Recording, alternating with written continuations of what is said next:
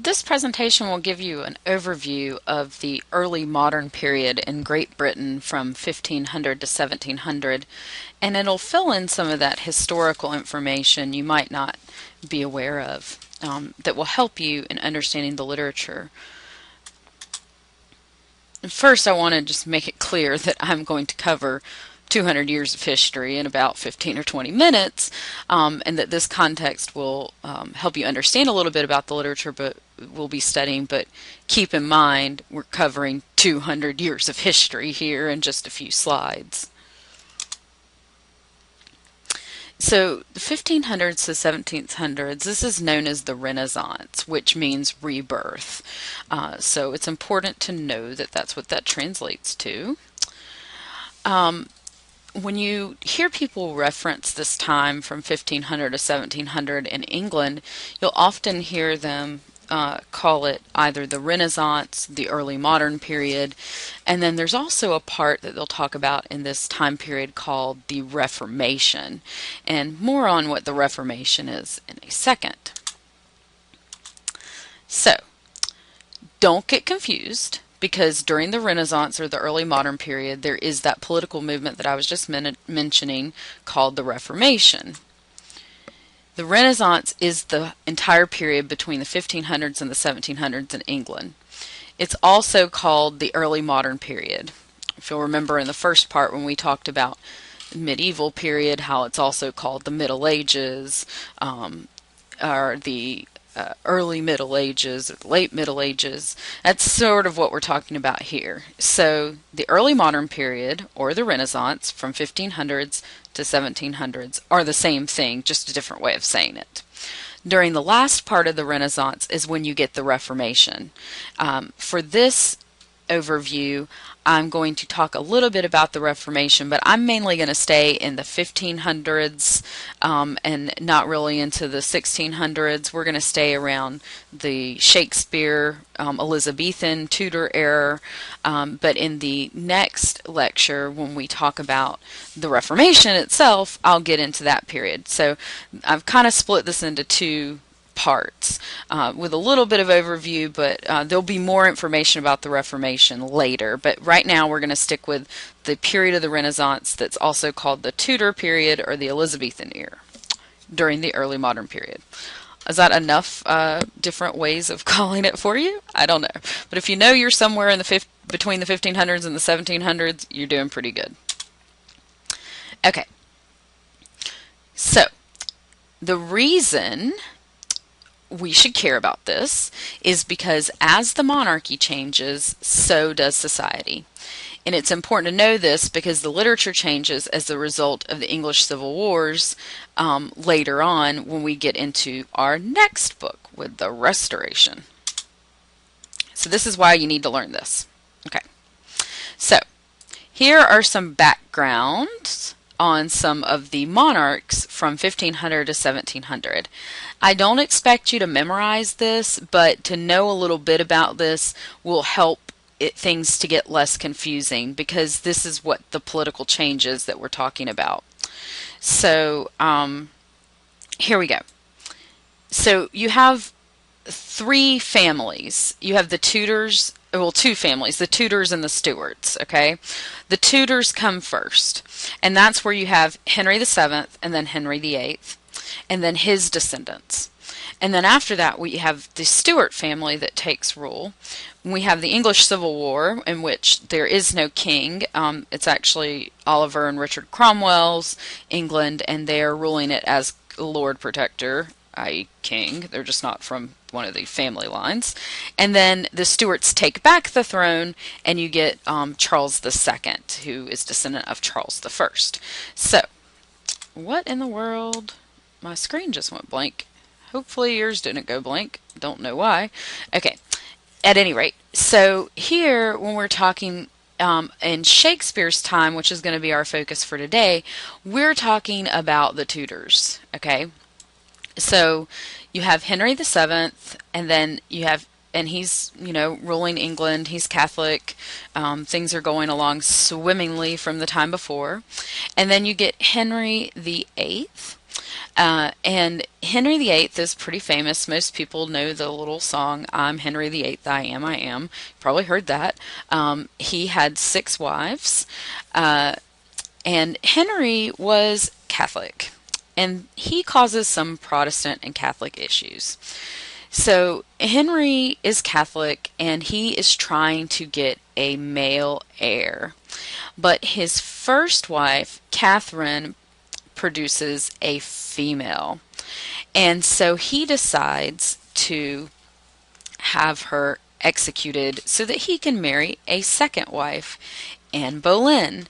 And of course, Anne Boleyn produces another girl. And so Henry marries a third time and has a boy. But and things seemed good, but he wanted to get rid of Jane Seymour, so he got rid of her and married 2 extra times. Well, when you're Catholic, you can't get divorced. So the Pope was granting Henry his indulgences in order to granting his divorces and his annulments, not indulgences, that's a totally another subject. His was granting him his annulments for this, but when he got to the 6th one, he was pretty much like, listen, I'm not annulling another marriage, so don't do it. You're not going to get divorced from this wife. I'm sorry, with the 5th one. And so Henry said, oh, well, I'm absolute ruler of England. I'll just create my own church. And so he did. He created the Church of England, which was Protestant. And it where the Pope wasn't rule. Now, there are other Protestants, in Germany and other areas, so there are some different things going on with splits from Catholicism at this time. Henry uses that as an advantage to take over and establish the Church of England as well. So I'm kind of being a little glib here to kind of brushing over it. So there are some other reasons why Protestantism forms. It's not just because Henry wanted to get divorced, but in England, the Church of England really does start because of that.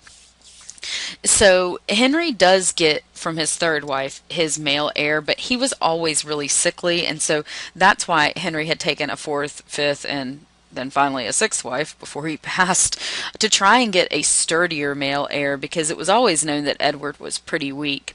And as a matter of fact, when Edward came to the throne, when Henry died in 1547, he never was old enough to take the throne, and so it was actually ruled by a regency council, because Edward never reached the age of majority to actually rule.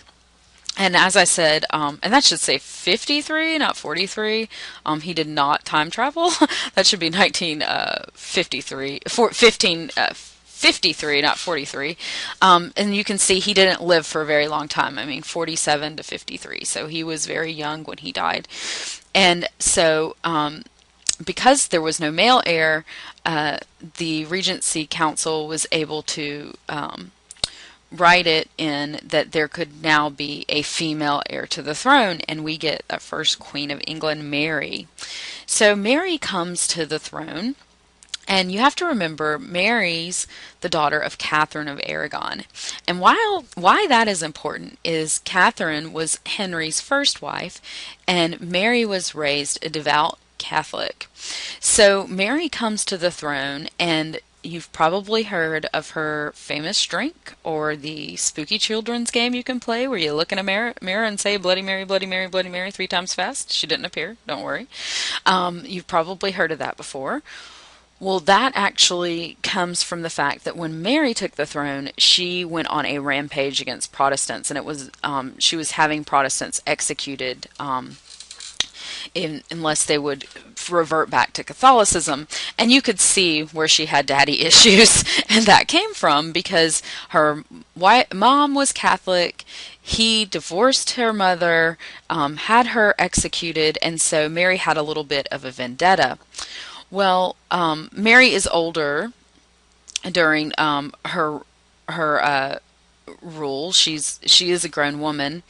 Elizabeth sees this, what it's doing to destroy England, and uses this as a chance to seize the throne from Mary, and has Mary locked in the Tower of London and eventually executed. And Elizabeth takes the throne in 1558.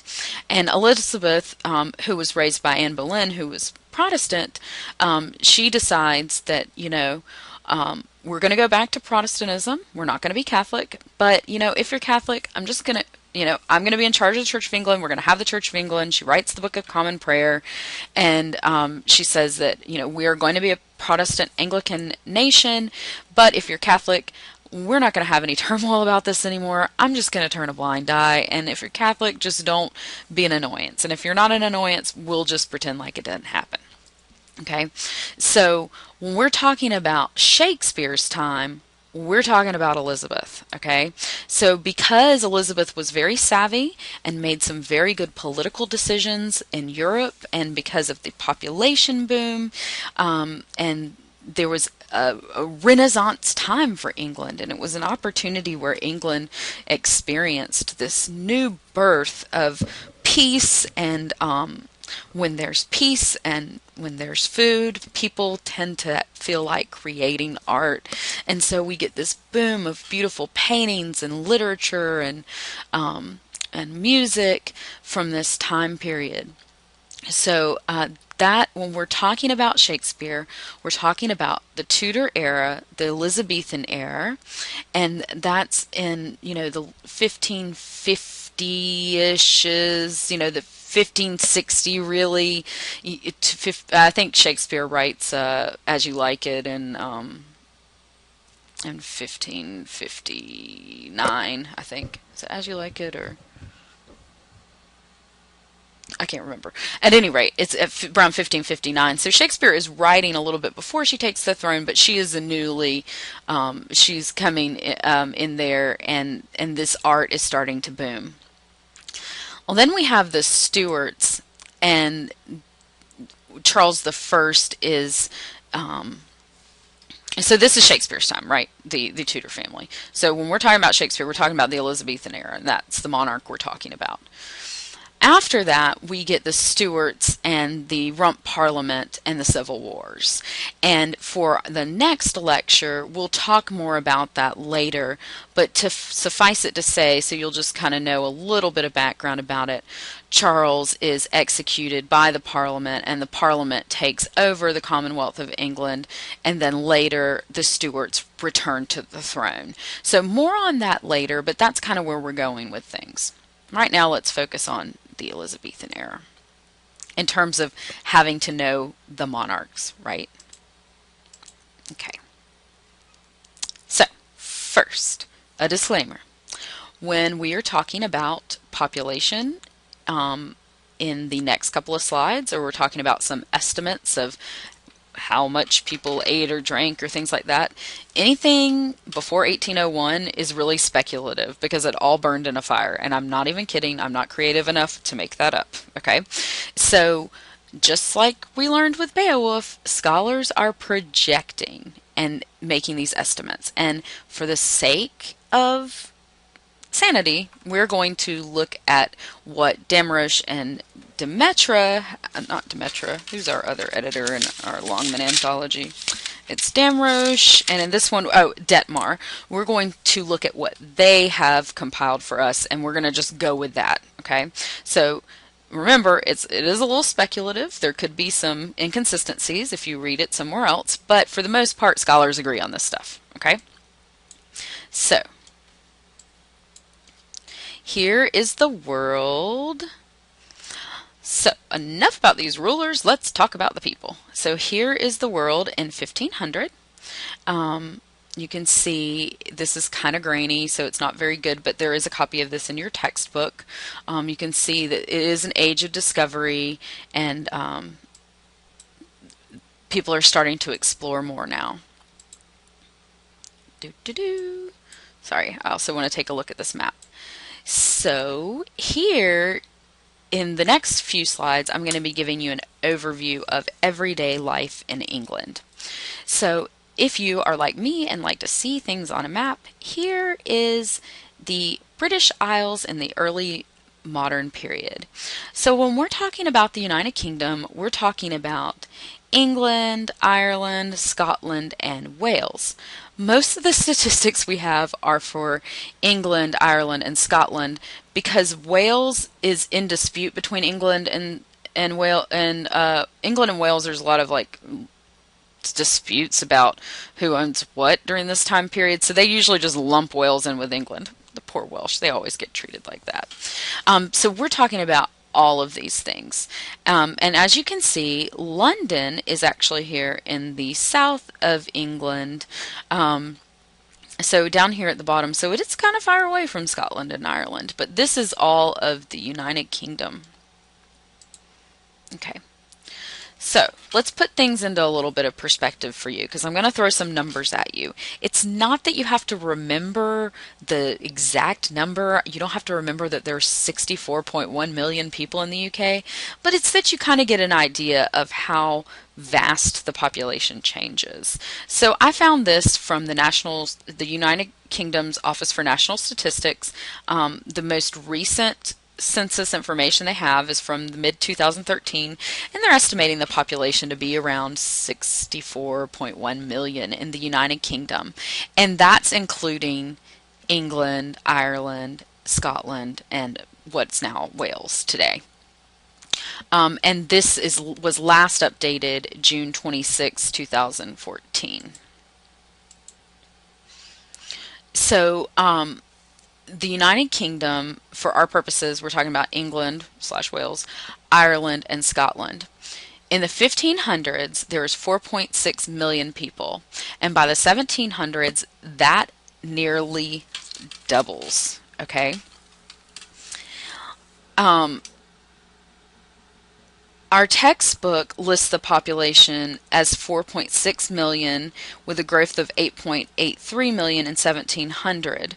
And if we look at just the city of London in 1500, we have 50,000 people, and by 1700 we have 575,000 people. That is not a typo. London grows in 200 years that swiftly, and that's even considering the number of deaths contributed that happened during this time, during these 200 years, contributed due to the plague and various other diseases that kill people. So and let's do perspective, okay? That means the height of London's population in the 1500s is less than the average attendance number for a Carolina football game. I kind of just like did like a dirty research thing. It seems to hover, if you're looking at an average, between 70,000, a little higher, not much lower. And so you're talking about the population of the city itself is like a really rainy, terrible day at Williams Price, when no one decided to attend. So that might just put it into perspective for you. By the 1700s, however, oh, come on, sorry. By the 1700s, however, population swells to around 575,000, making London the largest city in Europe. And so that can just tell you how much of a world power in terms of Europe London had become just by its sheer size. For perspective, the population of Columbia, and I'm talking about Columbia proper, not the outliers like Lexington County, and once you include all that stuff, I'm looking at just the city of Columbia. The population is only around 131,000. So London was much more massive in 1700 than our fair city of Columbia is today.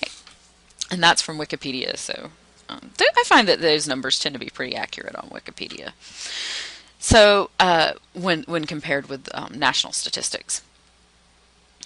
what's remarkable to me is that this is such a large number, even though there's so many deaths due to the plague between the 1500s and 1600s. 17,404 Londoners died of the plague in 1563, and 55,000 die around 1665. Remember that 1500s number where the city only had 50,000 people?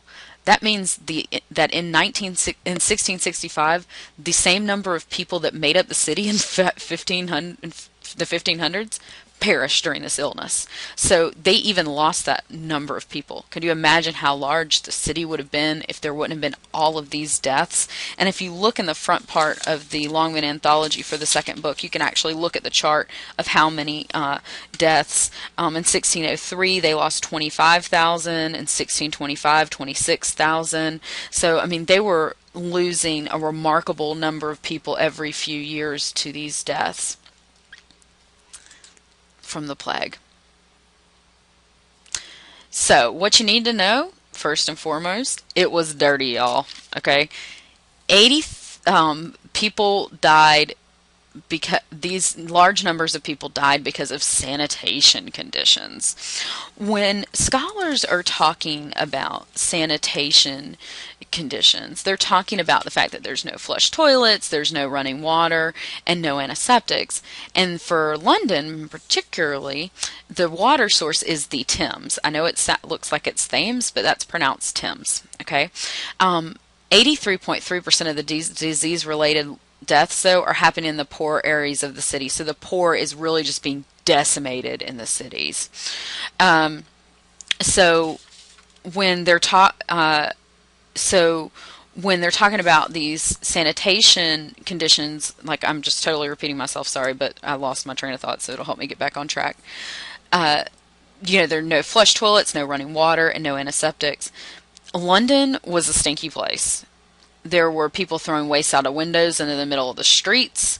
If you go to Disney World and you go to the Britain part, Walt Disney put in this brown line that goes through all of that area, and that's to represent the river of sludge that flew through the streets in medieval England, because it was just really gross, and it ran through the middle of the streets. It was just people threw their trash and their waste, just dumped it out the window.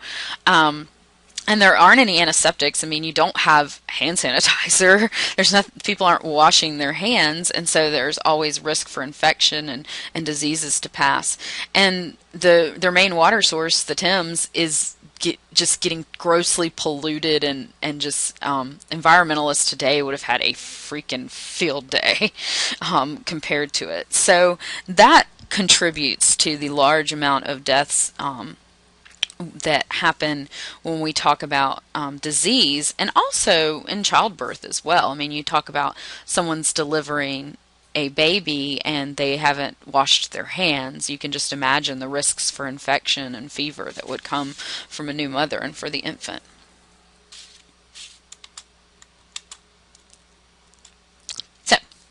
So what did they eat and drink? So mostly the people of London, because their early modern society, this early modern period, they're dependent on local agriculture for food sources, so it could either be a feast or famine situation. If the harvest is great, people ate well. When the harvest is bad, people went hungry. The people of London did not drink water like we did today. You would not have seen toddlers strolling the streets of London with Aquafina bottles. The water was filthy, okay? The main beverage for people of all ages was ale, or what is called small beer. The average man consumed around a gallon of small beer a day, and that's according to our textbook. Okay, I want to make something clear. That doesn't mean they were knocking back Bud Lights all day. At any age, okay? In actuality, small beer contained very little alcohol. It was mostly a little barley mash and water. And the reason that people drank small beer, though, is because the process of making beer involved boiling the water, and that helped to kill infections. So drinking small beer instead of the polluted water could keep you hydrated and could actually save your life. Poor, everyone ate bread. Bread is the great equalizer. Everyone ate bread. Poorer people, their proteins, they mostly survived on local harvest milk, eggs, and nuts. Whereas the rich, they would have also had access to game meats, your boar, your chicken, your hen, that sort of thing, or your deer, your venison, and seafood, depending on their location.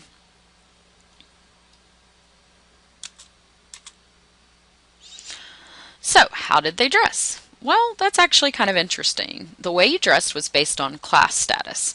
That would determine the style you could wear, the materials you could wear, and even the colors. A lot of people wore linen and cotton, but fine lace and things like that would have been reserved for the upper class. They actually had something called sumptuary laws, Sumptuary,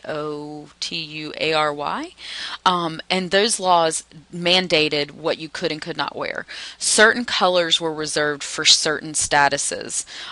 You would see a lot of red and black worn by the church. Purple would be for royalty, blue would be for knights, and so peasants and things like that, they might wear the colors of their knight's family, or they would just be in drab, very natural colors.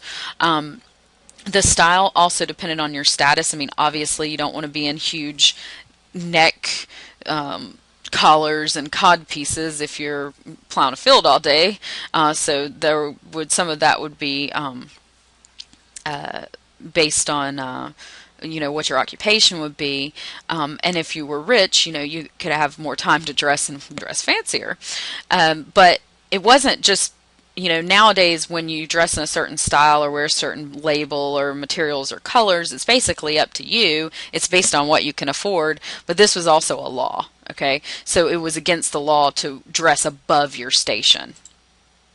Oh, wait, I want to go back and show you some pictures that I pulled up for you.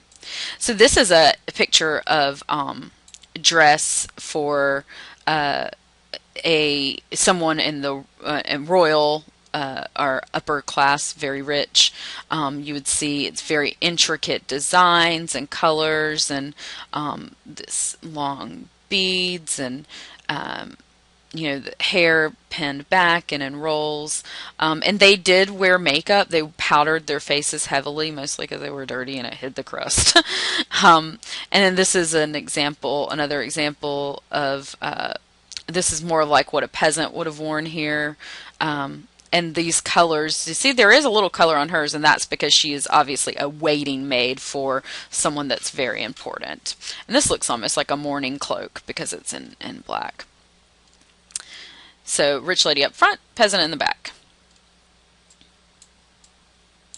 So one of the things that people typically find surprising are some of the typical ages for things. Students will often tell me, well, back in the day when everyone married when they were 14. That actually really wasn't the case in this time period when we're getting the early modern period. Yes, Juliet was 15, and yes, if you were really rich, you might have an arranged betrothed marriage if you were royalty to preserve a line, from the day you were born, but it didn't necessarily mean you got married that young. That was actually pretty odd. The average age for marriage hovered between the mid-20s to the early 30s, depending on the year. So you can see those averages. They're probably older than you thought, especially what you're kind of told. But they really waited to marry till then because, let's face it, especially if you're middle class or lower class, it took a long time to lead up to be able to afford to take care of a wife. And it would be expected at this time that, the wife would take care of the home. And maybe if you were a peasant, the wife would still work in service or something like that, but she would also be in charge of the home as well, so her wages would be decreased. So it did take time for people to get married, and they really did wait until they were older. I know that's a misconception. I'm not really sure where that comes from, but in Shakespeare's time, they married pretty similar to now. I think sometimes now even people marry a little younger. So you were dying probably around 48 if you made it past infancy or childbirth. The infant mortality rate was huge. They tried to get children baptized. That's how we have the guesstimate for Shakespeare's birthday, is based on his based on his records of being christened, because they, the heavy Catholic belief that you're born with original sin, and so you need to be christened in order to go to heaven. They would try to get the infant christened almost immediately. 48 is the average age. Of course, it depends on your livelihood, right? If you're the Queen of England, you can maybe live to 70 if you want, if you're able to. But if you're living in one of those poor parts of town where it's plague ridden, I mean, good luck making it to 22. And then women often died in childbirth as well, as we talked earlier about not washing your hands. The guy comes in off a horse, delivers your baby, you get an infection, and you die. So this is just a very average age, and you'll find different ages around on that. Sorry, kind of did the paths weird here. So we talked about what they ate, what they wore, who the rulers were. Let's talk about how they're educated. So in this time period, we have who are called the humanists. Okay.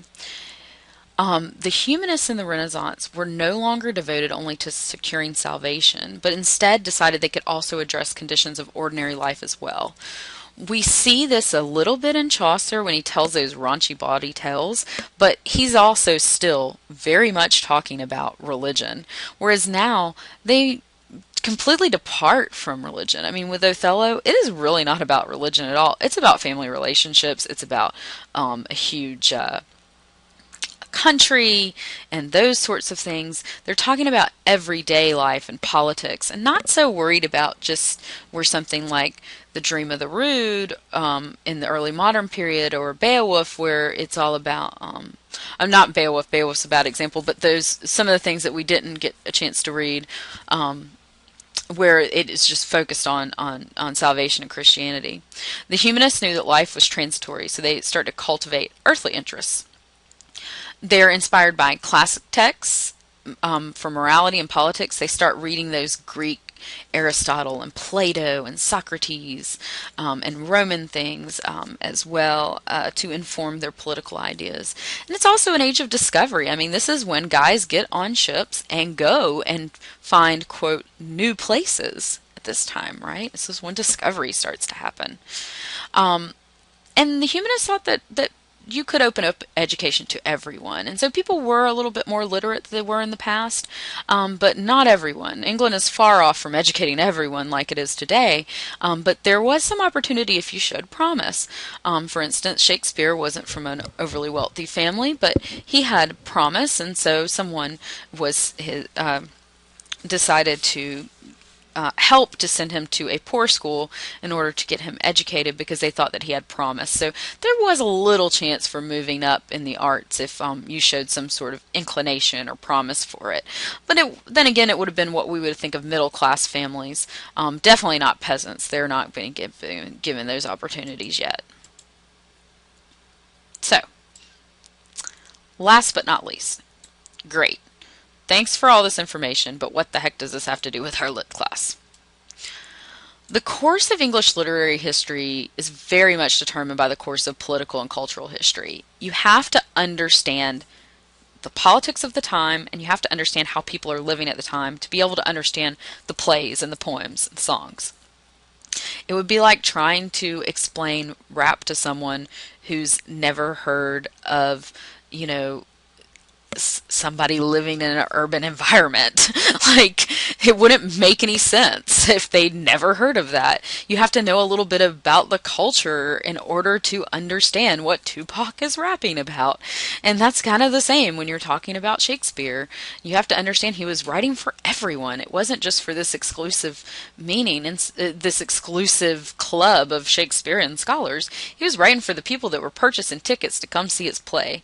And so he has tons of jokes in there and bawdy things, and there weren't women on the stage, so often there are female characters. The nurse in Romeo and Juliet's a good example, that were going to be giant big men dressed as women, and it was going to be funny. So it's important to understand this cultural and political history to be able to understand what it is you're reading. Monarchs could be sympathetic or opposed to humanistic principles. Elizabeth was sympathetic with humanistic principles. She agreed with that. Catholicism and Protestantism were promoted, tolerated, and repressed at various times. It just depends on who's in rule, whether you're being promoted, tolerated, or repressed. Okay. The writers of the Elizabethan period wrote during a particularly tumultuous time, and Shakespeare is Elizabethan. I hope that this overview has helped give you some more historical background as you study the Renaissance period, and as we move, at least the first half of it, and as we move into the second half, I'll fill in some more blanks for you, but I do hope that this lecture has helped you to get a little bit more of a feel about early modern Britain from 1500s to the 1700s.